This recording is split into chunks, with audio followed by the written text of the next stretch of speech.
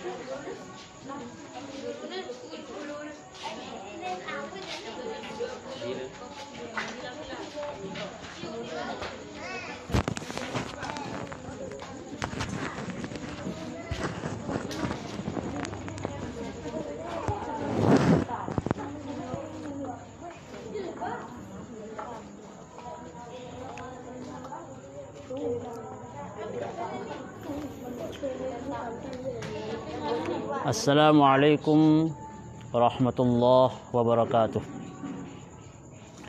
Bismillahirrahmanirrahim. Alhamdulillahi rabbil alamin. Wal 'aqibatu lil muttaqin. Wala 'udwana illa 'alal zalimin. Wassalatu wassalamu ala nabiyyina wa habibina wa syafi'ina Muhammadin sallallahu alaihi wasallam. Amma ba'du.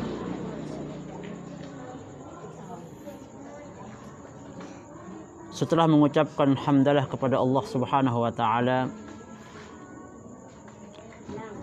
marilah kita bersama di bulan yang penuh dengan berkah ini kita terus menambah rasa syukur kita kepada Allah Subhanahu wa taala atas apa yang sudah diberikan olehnya kepada kita semua. Bahwa nikmat hidup yang diberikan oleh Allah Subhanahu wa taala ini sungguh sangat besar kepada kita semua.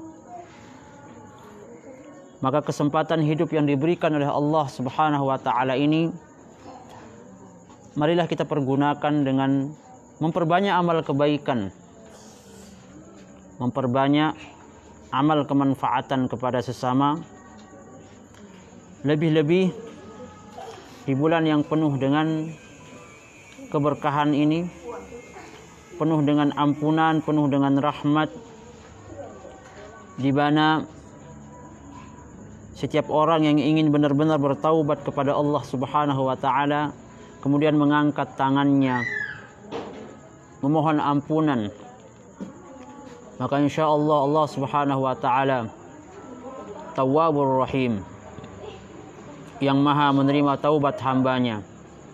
Maka melalui bulan yang mulia ini, saya mengajak seluruh umat Islam dimanapun berada untuk menggunakan sisa hari yang ada di bulan ini untuk semakin memperbanyak amal kebaikan dan amal kemanfaatan dan kemaslahatan kepada sesama manusia. Para penonton yang budiman, ma'asyiral muslimin rahimakumullah. Pada malam hari ini Al-Faqir melanjutkan pembahasan pelajaran tafsir kita. Kita kembali mengingatkan diri kita tentang ayat-ayat Allah Subhanahu wa taala yang tertera di dalam Al-Qur'an. Kita jadikan bahan pelajaran bagi kita semua. Kemudian kita pikirkan dan kita amalkan apa-apa yang menjadi perintah Allah Subhanahu wa taala yang ada di dalam kitab sucinya. Pada malam hari ini kita akan membahas surat Al-Baqarah ayat 267. Mari kita sama-sama membuka surat Al-Baqarah ayat 267. Sebelum kita memulai, mari kita membaca bersama-sama ayat ini untuk mengambil keberkahan yang ada di dalamnya.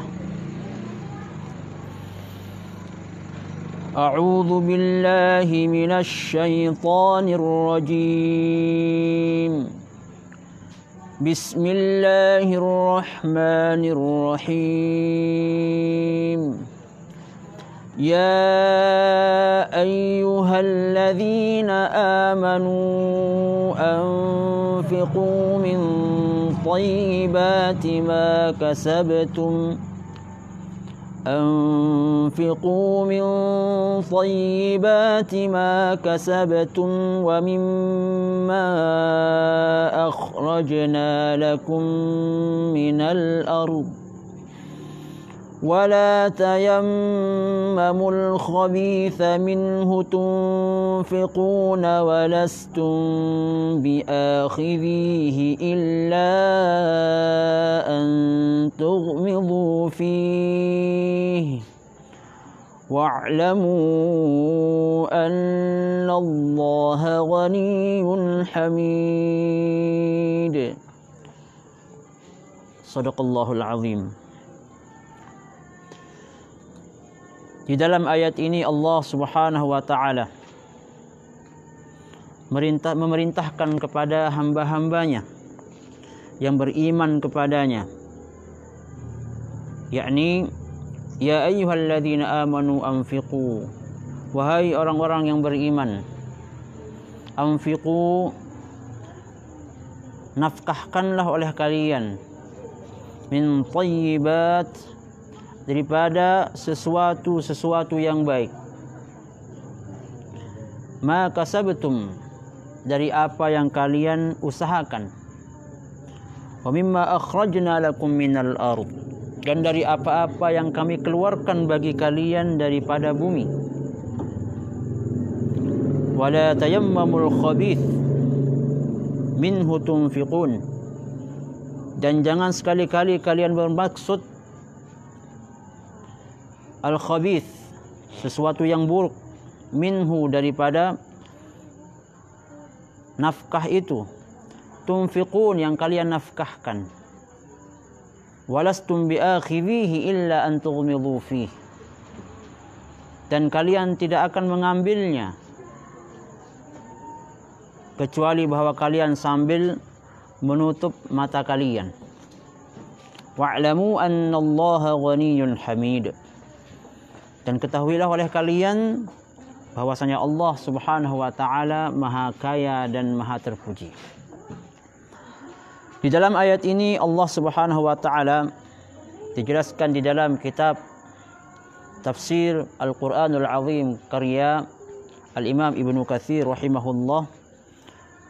Beliau mengatakan bahwa Allah Subhanahu wa taala di dalam ayat ini memerintahkan kepada hamba-hambanya yang beriman untuk mengamalkan infak.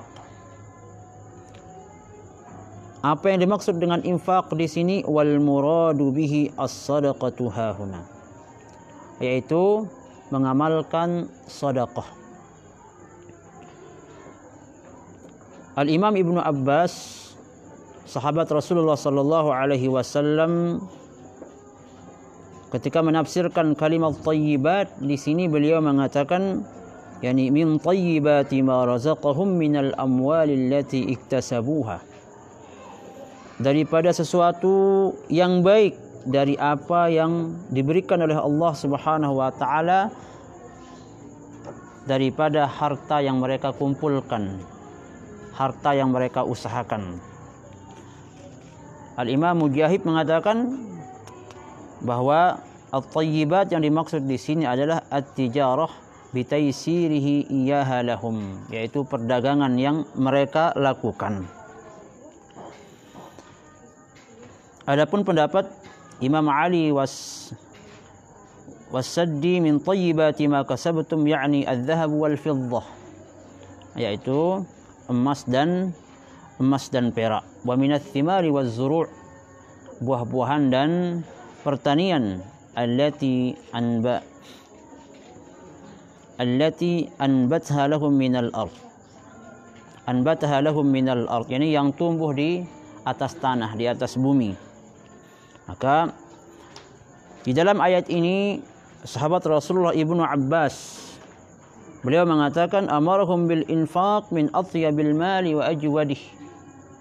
Ini kita diperintahkan untuk berinfak, untuk bersedekah dengan harta yang terbaik, dengan harta atau kualitas yang terbaik. Wa nahahum 'anit tasadduq bi radhalatil mali, dan dilarang ketika ingin bersedekah, berinfak atau beramal dengan harta yang buruk, dengan sesuatu yang buruk yang tidak sesuai untuk bisa disedekahkan atau diinfakkan, atau sesuatu itu sudah tidak berlaku atau sudah tidak bisa untuk dikonsumsi. Kenapa seperti itu? Kenapa kita disuruh oleh Allah Subhanahu wa taala harus dengan hal-hal yang baik, tidak diperintahkan dengan hal-hal yang tidak baik atau tidak sesuai atau tidak berguna dan tidak bermanfaat? Karena Allah Subhanahu wa taala innallaha thayyibun la yaqbalu illa thayyiban. Bahwasanya Allah Subhanahu wa taala itu maha baik.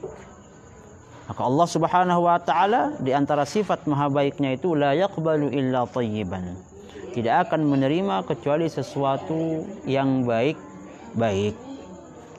Makanya di dalam ayat ini kemudian Allah Subhanahu wa taala melanjutkan wala tayammamul khabitha minhu tunfiqun walastum biakhidih, yani la tayammamu ay la taqsidu, jangan kalian bermaksud atau berkehendak, yani sesuatu yang buruk minhu tunfiqun, yang kalian pakai untuk berinfak, yang kita pakai untuk bersedekah. Walastum biakhidina illa an tughmidu fi, seandainya pun kalian berada di posisi orang yang menerima sedekah itu, ketika menginfakkan sesuatu yang buruk dan kalian berada di posisi orang yang menerima itu, kalian tidak mungkin akan mau mengambil itu. Tidak mungkin kita akan mau mengambil apa yang kita berikan itu. Dan kemungkinan seandainya pun diberikan, kita akan merasa malu. Illa an tughmidu fi, seakan-akan Allah mengkinayahkan, menyindir sesuatu yang buruk yang dia berikan. Makanya disindirlah di sini walastum biakhidhi illa an tughmidu fi. Maka contoh kecil di sini adalah ketika kita misalnya sedekah beras atau sedekah hal-hal yang lain, atau sekarang misalnya di bulan puasa kita banyak dianjurkan di bulan itu untuk banyak bersedekah. Maka atau di bulan ini ada yang namanya zakat fitrah, ya. Dia misalnya orang itu biasa memakai beras yang premium, tidak dibolehkan kemudian dia sengaja membeli beras yang buruk kemudian dia pakai untuk bersedekah buruk itu. Tidak mau dia pakai beras yang istimewa itu. Itu yang dia pakai untuk bersedekah. Dia sengaja membeli beras yang buruk untuk dia keluarkan zakatnya. Maka itu tidak baik, ya. Tidak pas menurut timbangan agama Islam. Dan berlawanan memang dengan surat yang lain ketika Allah Subhanahu wa taala berfirman, "Lan tanalul birra hatta tunfiqun mimma tuhibbun." Bahwasanya engkau sama sekali tidak akan mendapatkan kebaikan itu sampai engkau menafkahkan sesuatu yang engkau cintai, istilahnya sesuatu yang baik-baik, tidak menyedekahkan sesuatu yang tidak engkau inginkan seandainya diberikan kepadamu. Atau selain daripada beras, misalnya kita punya kebun buah-buahan, ada buah-buahan yang bagus, ada buah-buahan yang kurang bagus, ada yang buruk. Kemudian kita sengaja memisahkan yang buruk-buruk ini, yang sudah tidak layak pakai misalnya, itu yang kita sedekahkan. Maka Allah Subhanahu wa taala tidak akan menerima sedekah itu. Karena apa? Karena ya ini dalilnya ini, wala tayammamul khabitha minhu tunfiqun walastum biakhidhihi illa an tughmidu fihi. Tidak kemudian kita khususkan yang baik-baik, kita produksi yang baik-baik bagus, misalnya buah-buahannya kita jual, kita jadikan uang. Kemudian yang buruk-buruk kita sisihkan hanya untuk orang-orang fakir miskin. Maka cara seperti ini tidak dibenarkan di dalam syariat Islam. Ketika engkau terbiasa dengan hal-hal yang baik, makanan-makanan yang baik, makanan-makanan yang kualitasnya baik, maka kita disuruh untuk bersedekah dengan apa yang biasa kita pakai. Dengan apa yang biasa kita pakai. Maka misalnya buah-buahan yang tadi yang Al-Fakir sebutkan. Maka wa'lamu annallaha ghaniyyun hamid. Ketahuilah olehmu bahwasanya Allah Subhanahu wa taala itu maha kaya dan maha terpuji. Allah Subhanahu wa taala tidak akan berkurang singgasananya, kekuasaannya dengan engkau memberikan sedekah kepada fakir miskin akan berkurang, tidak. Allah Subhanahu wa taala tetap maha kaya dan maha terpuji, tidak kemudian akan berpengaruh dengan apapun yang dilakukan oleh setiap hambanya yang ada di dunia. Hambanya melakukan hal-hal yang baik ataupun hambanya melakukan hal-hal yang buruk, tidak akan berpengaruh dengan keagungan Allah Subhanahu wa taala.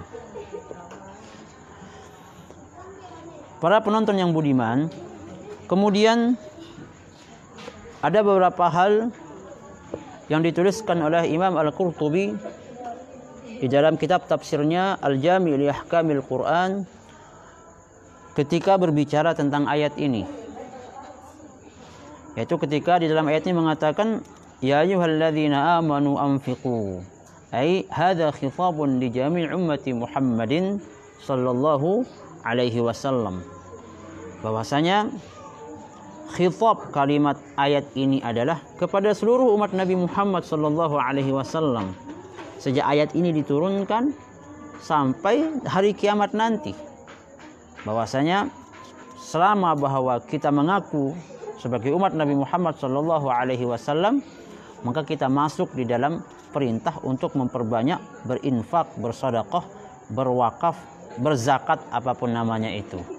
Itu beliau katakan di dalam kitabnya. Akan tetapi para ulama berbeda pendapat di dalam ayat ini ketika menafsirkan makna infak. Apakah infak di sini bimakna al-khas atau infak di sini bimakna al-am? Maka menurut Imam Ali bin Abi Thalib dan Ubaidah As-Samani wa Ibnu Sirin, beliau mengatakan bahwa kalimat infak yang ada di dalam ayat ini adalah az-zakah, az-zakatul mafruḍah, adalah zakat yang diwajibkan, seperti zakat fitrah, zakat perdagangan, zakat ziraah, zakat pertanian, dan zakat-zakat yang lainnya. Kenapa? Kata beliau Al-Imam Al-Qurtubi di dalam Al-Jami' li Ahkamil Qur'annya, karena awal dari kalimat ini adalah kalimat amr, kalimat perintah. Ya ayyuhalladzina amanu anfiqu, nafkahkanlah oleh kalian. Ya, al-amru, sedangkan al-amru lil wujub. Kalimat perintah di sini adalah lil wujub, itu hukumnya wajib. Sedangkan sedekah yang wajib itu atau infak yang wajib itu tidak ada selain di masalah hukum zakat. Maka beliau mengatakan yang dimaksud di dalam ayat ini adalah az-zakatul mafruḍah. Maka di dalam zakat al-mafruḍah ini juga masuk bagian itu yang Al-Faqir tadi jelaskan. Tidak bisa kemudian kita berzakat dengan hal-hal yang buruk, padahal kita biasa berzakat dengan yang baik. Yang seperti tadi, biasa kita makan dengan kualitas premium, kemudian kita berzakat dengan kualitas yang rendah. Itu tidak dibenarkan di dalam syariat Islam. Akan tetapi Imam Ibnu Athiyah, beliau berkata bahwasanya mengikuti pendapat Imam Al-Barra bin Azib wal Hasan wa Qatadah, beliau mengatakan annal ayah fit tatawwu'i, bahwasanya ayat ini masuk di dalam kategori sedekah sunnah katanya. Sedekah sunnah. Kenapa? Karena ada riwayat dari Nabi Muhammad SAW dulu, ya, ketika dari sahabat Al-Bara, beliau mengatakan ketika dulu ada asbabun nuzul li hadhil ayah, asbabun nuzul ayat ini, bahwa ketika dulu ada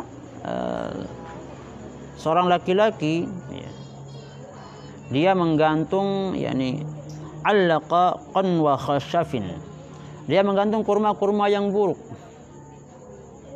Karena di antara sahabat Nabi, orang-orang ada yang namanya ashabus suffah, atau para sahabat Nabi yang fakir.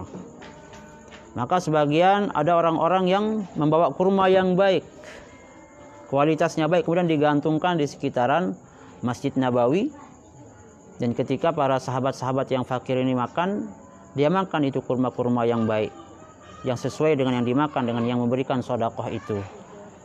Akan tetapi ada orang yang sengaja memilih kurma-kurma yang buruk, yang tidak layak untuk dimakan. Dia hanya ingin bersedekah, tapi setengah-setengah artinya dia untuk bersedekah. Maka ketika dilihat oleh Rasulullah SAW yang menggantung, yang melihat seseorang ini menggantung kurma, tapi kurma-kurma yang buruk, yang belum matang dan masih hanya belum baik lah istilahnya. Nah, apa kata Nabi Muhammad? Bi'sa ma'allaqa. Sungguh buruk apa yang dia gantung orang ini, gitu katanya. Maka turunlah ayat ini. Ya ayyuhalladzina amanu anfiqu min thayyibati ma kasabtum wa mimma akhrajna lakum minal ard wa la tayammamul khabith in tunfiquna wa lastum biakhidhihi illa an tughmidu fi. Maka begitu juga termasuk seandainya ini adalah sedekah sunnah, sama juga posisinya. Di dalam bersedekah, berinfak yang sunnah juga, tetap kita diperintahkan untuk bersedekah dengan hal-hal yang baik, walaupun itu sunnah, ya, walaupun itu sunnah. Karena di dalam sedekah sudah jelas memang ada dua, ada yang baik dan ada yang buruk. Ada orang yang bersedekah sambil al-manna wal adha, bil manni wal adha, dengan menyebut-nyebut apa yang diberikan dan sambil menyakiti siapa yang dia berikan. Ada orang yang bersedekah seperti itu, tapi itu tidak berguna. Sedekah seperti itu tidak mendapatkan balasan apapun.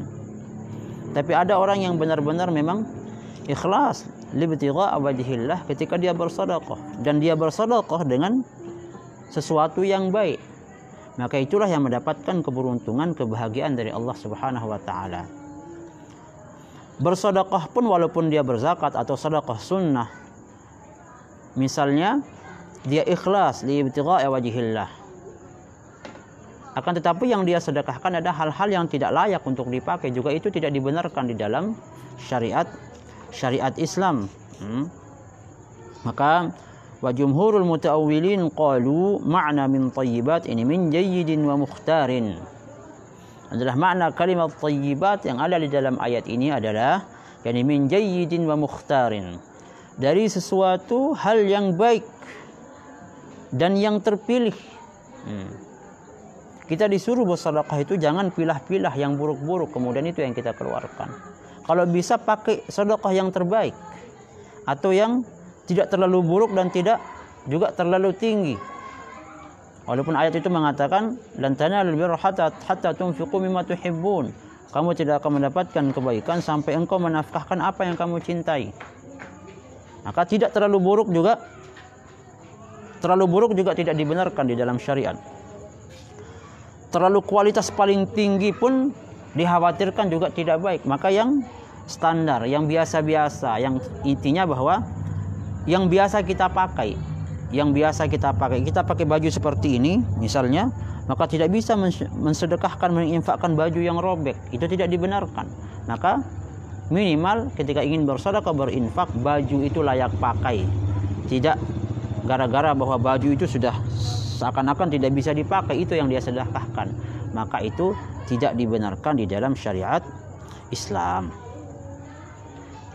Di dalam ayat ini juga Allah Subhanahu wa taala ketika di dalam hadisnya Imam Al-Qurtubi menulis bahwa qala Ibnu Khawzi Mandad, beliau mengatakan wali hadhil ayah jaza lil walidi an ya'kula min kasbi waladihi. Jadi ayat ini juga bisa diambil hukum bahwa seorang anak itu ya, dibolehkan bagi dia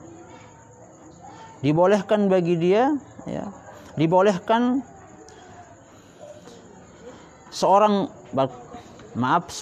orang tua, maksudnya orang tua itu dibolehkan untuk memakan apa-apa yang ada di dalam harta anaknya. Bahwa harta seorang anak itu adalah harta orang tua. Ingat itu ya. Jangan sampai Anda salah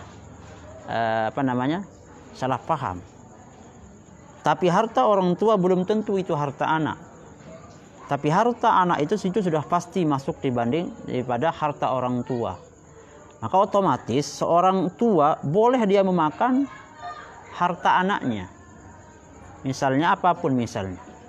Karena memang sangat besar hak orang tua kepada seorang anak.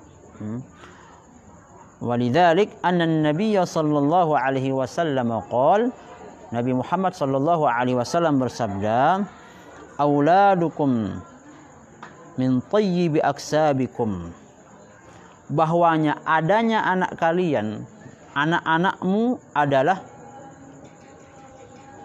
usahamu yang paling baik. Usahamu yang paling baik, arah perbendaharaan kamu yang paling baik, min thayyibi aksabikum, dari usahamu yang paling terbaik. Kita punya harta, punya nikmat harta, punya nikmat rumah. Di antara semua nikmat itu adalah ketika Allah memberikan kita harta berupa anak, memberikan kita kekayaan berupa anak yang tidak bisa diukur dengan apapun. Ya, fakulu min amwali auladikum hani'a. Nah, ini sabda Rasulullah. Maka makanlah dari harta-harta anakmu dengan hani'a, dengan baik. Maka ini menjadi nasihat kepada seorang anak, bahwa tidak kemudian nanti ketika seorang anak itu sudah menikah misalnya, dan dia mempunyai seorang istri dan beberapa anak. Ini banyak terjadi. Itu yang kita sangat sayangkan. Ketika ada seorang anak kemudian dianugerahkan, kemudian dia mempunyai harta yang banyak, punya kedudukan yang baik, tapi na'udzubillahi min dzalik, kemudian orang tuanya dia telantarkan. Dia taruh orang tuanya ke panti jompo misalnya. Maka saya kira ini adalah suatu adab yang sangat tidak baik. Malahan dikhawatirkan kepada aqlil walidain, durhaka kepada orang tua. Karena sesungguhnya apa yang engkau dapatkan sampai Allah sekarang mengkayakan kamu, membanyakkan hartamu, membuat kamu berhasil di dalam usaha kamu, itu semata-mata karena ada sebab hadirnya orang tua kamu. Makanya kita disuruh untuk berbakti kepada orang tua. Seyogianya ketika Allah memberikan rezeki yang baik kepada kita, siapa yang paling utama dan paling pertama yang harus kita perhatikan? Bukan orang lain. Yang harus paling pertama yang kau lakukan adalah engkau utamakan ibu bapakmu, bukan kepada yang lain. Kecuali kepada seorang perempuan yang sudah menikah dengan suaminya, maka dia harus mengutamakan suaminya. Tapi kalau berbicara secara umum, maka seorang anak itu harus mengutamakan orang tuanya. Makanya ketika misalnya orang tuanya memakan atau menggunakan hartanya itu, maka itu dibenarkan di dalam syariat Islam. Karena anak itu adalah bagian daripada al-kasbu. Maka orang tua boleh menggunakan harta anak-anaknya, uangnya, makan dari makan-makannya tanpa harus meminta izin. Karena itu adalah uangnya seorang anak, itu adalah juga uangnya orang tua atau haknya orang tua. Ini yang perlu diketahui oleh kita bersama agar kemudian kita tidak terjerumus ke dalam hal-hal yang dibenci oleh Allah Subhanahu wa taala dengan cara menelantarkan orang tua, tidak memperhatikan orang tua, tidak mengutamakan orang tua di dalam kehidupan kita. Mungkin kita bisa bahagia di dunia, akan tetapi ketika orang tua sudah merasa ditelantarkan, kemudian tidak diperhatikan oleh seorang anak, dikhawatirkan orang tua itu kemudian akan mengangkat tangannya kemudian berdoa kepada Allah Subhanahu wa taala.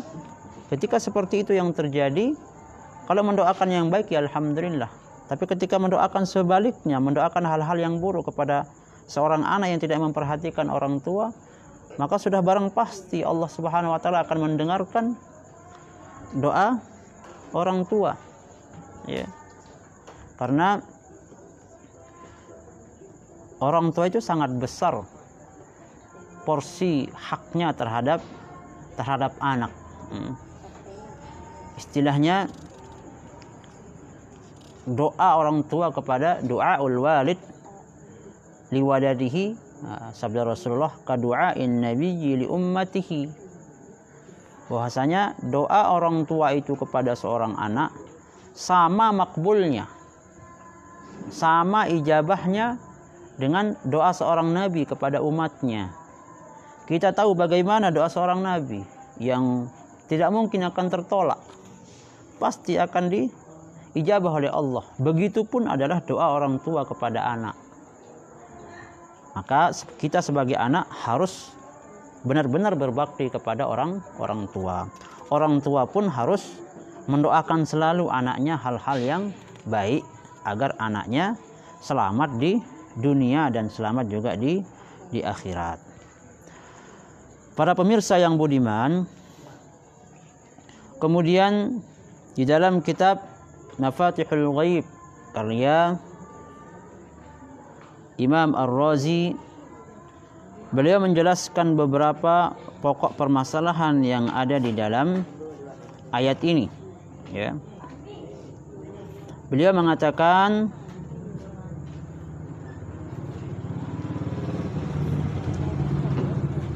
"Idza 'arafta anna hadza fanaqul." Yani, ketika mengucapkan kalimat atau ketika menjelaskan kalimat anfaqu, seperti yang dijelaskan tadi, ada yang mengatakan bahwa anfaqu itu adalah zakat al-mafruḍah, ada yang mengatakan juga itu adalah at-tatawwu', adalah sedekah yang sunnah. Ada yang mengatakan, beliau di sini mengatakan innahu yatanawalul fardhu wan nafl. Bisa juga ini adalah keduanya, dan ini yang paling sesuai. Ini yang paling sesuai. Bahwa di dalam ayat ini sifatnya umum. Bisa masuk ke dalam az-zakat al-mafruḍah, bisa juga masuk ke dalam as-sadaqah al-masnunah, yakni at-tatawwu'. Dalilnya apa? Tadi sudah dijelaskan. Dari ayat itu sudah dijelaskan tentang amrnya. Kemudian kenapa masuk ke dalam sunnah juga, ada juga hadis Nabi Muhammad SAW yang menjelaskan tentang ini. Kemudian beliau menjelaskan kalimat thayyibat, ini hal-hal yang baik. Apa yang dimaksud dengan thayyibat di dalam ayat ini? Secara umum dia ada dua pendapat ketika menafsirkan kalimat thayyibat, yakni anfiqu min thayyibat, nafkahkanlah hal-hal yang baik. Al-qaulul awwal annahu al-jayyidu minal mal dunar radi, adalah sesuatu yang baik dari harta dan bukan harta yang buruk, bukan harta yang jelek, bukan harta yang jelek. Fa'atlaqa lafdhu at-tayyibi 'ala al-jayyid 'ala sabil al-isti'arah. Maka kalimat baik ini seperti al-isti'arah. kata sindiran. Kata wa ala hadha at-tafsir fal muradu min al-khabith al-madhkur fi hadhihi al-ayah ar-radi. Maka at-thayyibat itu adalah lawanan dari kalimat al-khabith. Ketika ini mengatakan at-thayyibat hal-hal yang baik, maka al-khabith adalah sesuatu yang buruk. Al-qaulu tsani wa huwa qaulu Ibnu Mas'ud wa Mujahid. Pendapat yang kedua dari pendapat Ibnu Mas'ud dan Mujahid, beliau mengatakan anna at-thayyiba huwal halalu wal khabithu wal khabitha huwal haram. Bahwasanya at-thayyib di dalam ayat ini adalah harta-harta yang halal, dan kalimat al-khabith di dalam ayat ini adalah yang haram. Itu maksud yang pertama. Maka kalau kita rentet lagi penjelasan-penjelasan yang di dalam dua pendapat ini, maka kita ambil pendapat yang paling tengah. Ketika Imam Ar-Razi di dalam kitab Mafatihul Ghaibnya, beliau mengatakan bahwa wa yumkinu an yadhkura fihi qaulun thalithun. Memungkinkan untuk kita pakai pendapat yang ketiga. Ya, tadi ada yang mengatakan ini hanya at-thayyib. Nah, kemudian yang kedua mengatakan yang halal maksudnya. Dan bisa memungkinkan kita ambil pendapat yang ketiga, dan itu yang paling adil, ya, masuk ke dalam keumuman ayat ini. Beliau Imam Ar-Razi mengatakan wa huwa annal murada min at-thayyib hahuna, bahwa yang dimaksud dengan kalimat thayyib di dalam ayat ini adalah ma yakunu thayyiban min kullil wujuh. Ada sesuatu yang baik dari segala arah, dari segala pemahaman, dari segala arti. Ya, pokoknya baik dari segala arti. Baik menurut syarak, baik mungkin menurut adat, kebiasaan atau dalam masyarakat itu, fayakunu thayyiban bima'na al-halal. Maka bisa kita ambil kesimpulan kalimat thayyib ini sebenarnya adalah yang dimaksud adalah halal juga, karena masuk di dalam kullul wujuh, yakni thayyiban min kullil wujuh, baik di segala sisi. Maka masuk juga halal itu bagian daripada thayyib itu sendiri. Wa yakunu thayyiban bima'na al-jaudah. Dan thayyiban itu juga bisa bermakna jaudah, ada kualitas yang baik. Thayyib baik bermakna al-jaudah. Barang itu adalah barang yang baik. Pertama halal, kedua kualitasnya baik. Nah, itu kata Imam Ar-Razi di dalam kitab Mafatihul Ghaibnya. Maka ini pendapat yang paling pas, bahwa thayyibat ai halal dan kualitas yang baik. Jadinya kalau kita mau terjemahkan bebasnya, yakni nafkahkanlah olehmu min thayyibat.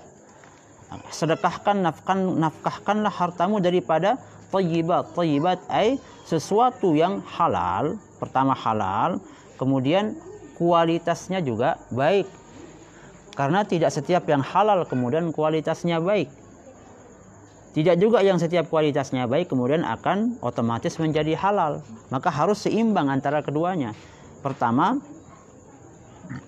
lihat berasnya, kualitasnya baik, kualitasnya premium, tapi dia hasil mencuri, tidak halal, ya tidak bisa masuk ke dalam ayat ini. Atau memang halal dia, maka dan itu halal, tapi adamul jaudah, kualitasnya yang tidak baik, rendah kualitasnya. Misalnya dia beli beras yang tidak layak pakai, memang halal dia itu, yang tidak layak pakai itu, yang sudah berulat misalnya, yang kualitasnya sudah sangat buruk, itu halal, ya enggak haram. Cuman tidak masuk juga ke sini karena dia tidak thayyib, karena makna thayyib itu adalah halal dan kualitasnya baik. Itu kata beliau Imam Ar-Razi di dalam kitabnya. Kemudian wa'lamu annallaha ghaniyyun hamid. Di sini beliau mengatakan bahwasanya Allah Subhanahu wa taala Maha Kaya atas sedekah-sedekah kalian.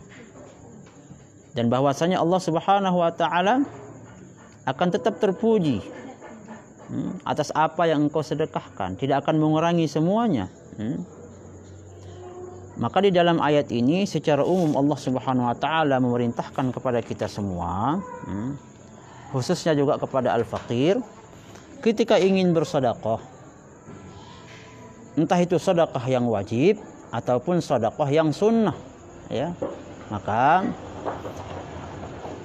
yang harus diperhatikan adalah min thayyibat. Yang pertama, perhatikan entah itu uang, entah itu pakaian, entah itu apapun yang baik. Yang pertama dia harus halal dulu. Maksudnya halalnya dia dicari dengan cara yang halal, tidak dicari dengan cara yang haram. Tidak akan berguna juga sesuatu itu dengan kualitas premium, kualitas yang baik, kemudian dia mendapatkan dengan cara yang haram.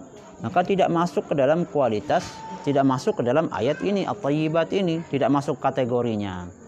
Dan yang kedua, setelah halal yang engkau akan keluarkan untuk bersedekah dan berzakat, maka juga harus dengan kualitas yang baik.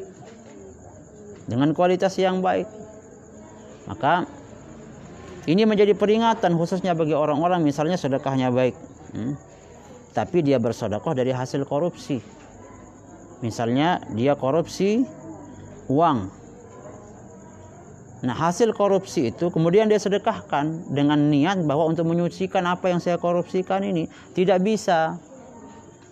Tidak diterima oleh Allah Subhanahu wa taala. Kenapa? Karena dia bersedekah dari sesuatu yang tidak halal walaupun kualitasnya baik. Misalnya jumlahnya sampai jutaan, ratusan juta jumlahnya yang dia sedekahkan. Akan tetapi dia mendapatkan uang itu dari hasil korupsi misalnya. Dari sesuatu yang tidak baik. Kepada orang yang dia berikan itu tidak masalah selama dia tidak tahu. Tapi kepada yang bersedekah dengan niat kemudian akan menyucikan hartanya, itu tidak bisa dibenarkan. Kenapa? Karena dia bersedekah dari hal yang tidak halal walaupun kualitasnya baik dan jumlahnya banyak.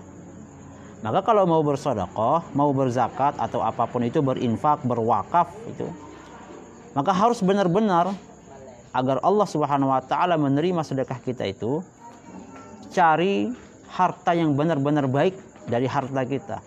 Cari harta sesuatu yang benar-benar halal dari harta kita. Baru kemudian itu akan menjadi bermanfaat untuk kita. Bisa menjadi bekal kita besok di akhirat, bisa menjadi tabungan kita di akhirat. Nah, ini dimaksud dengan ayat ini. Wa mimma akhrajna lakum minal ardh, dari apa-apa yang kami keluarkan untuk kalian di atas bumi ini, ya. Bisa berbentuk hasil kebun, hasil garapan sawah, atau apapun itu, setiap yang tumbuh di atas tanah ini, maka dia ada kewajiban zakatnya juga. Ada juga kalau kita mau lebih, ada sedekahnya juga kepada fakir miskin kalau kita menginginkan gitu. Dan di dalam ayat ini juga mengatakan jangan sekali-kali kamu bersedekah yang wajib ataupun sunnah itu menggunakan sesuatu yang buruk. Apa itu sesuatu yang buruk? Adalah halal tetapi kualitasnya tidak baik. Itu juga buruk. Kualitasnya baik juga tapi tidak halal. Itu juga termasuk khabith. Nah, lastum bi akhirih illa an tughmidu fi. Jangan seperti orang yang malu. Dia matanya dia tutup saking malunya. Dia menerima sedekah itu malu, dia terima sedekah itu karena saking buruknya. Itu Allah Subhanahu wa taala menyindir orang-orang seperti itu. Wa'lamu, dan ketahuilah oleh kalian bahwasanya Allah Subhanahu wa taala itu Ghaniyyun Hamid, ya. Ghaniyyun Hamid. Apa yang kalian keluarkan, yang kalian sedekahkan dan infakkan itu, Allah Subhanahu wa taala yang maha kaya, yang akan pasti akan menambah hartamu. Yani ma naqasa malun min sadaqah. Bahwasanya tidak akan pernah berkurang harta itu karena sebab memperbanyak untuk bersedekah. Dan Allah Subhanahu wa taala maha terpuji, ya. Maka kita mengikuti sifat Allah Subhanahu wa taala ini agar kita menjadi manusia yang terpuji. Bagaimana caranya? Pertama, pujian duniawi itu sudah jelas walaupun itu tidak kita harapkan. Yang kita harapkan hanya pujian dari Allah Subhanahu wa taala. Tapi itu sudah otomatis. Karena tabiat manusia ketika diberikan kebaikan, kemanfaatan, pasti kemudian dia akan memuji orang yang mempunyai hati yang baik itu. Maka itu diantara salah satu sifat Allah yang ada pada sifat zahirnya pada manusia kita untuk mengikuti Ghaniyyun, maha kaya, Hamidun, maha terpuji. Ini diantara ayat yang bisa Al-Faqir jelaskan malam ini di dalam ayat ini. Maka sekali lagi, sekarang berada kita di bulan Ramadan, bulan yang mulia, bulan yang penuh berkah, bulan termasuk juga bulan sedekah, bulan berinfak. Maka kesempatan terbaik sekarang ini kita untuk memanfaatkan waktu ini, karena belum tentu juga kita akan bertemu dengan bulan Ramadan yang akan datang, ya. Maka ketika Allah memberikan kelebihan rezeki kepada kita, entah itu berbentuk uang, entah itu berbentuk benda atau apapun, kalau ingin bahwa Allah Subhanahu wa taala melipat gandakan kebaikanmu, maka sekaranglah saatnya. Maka di bulan Ramadan inilah kesempatan terbaik kita untuk mengumpulkan pundi-pundi amal kebaikan kita sebanyak-banyaknya.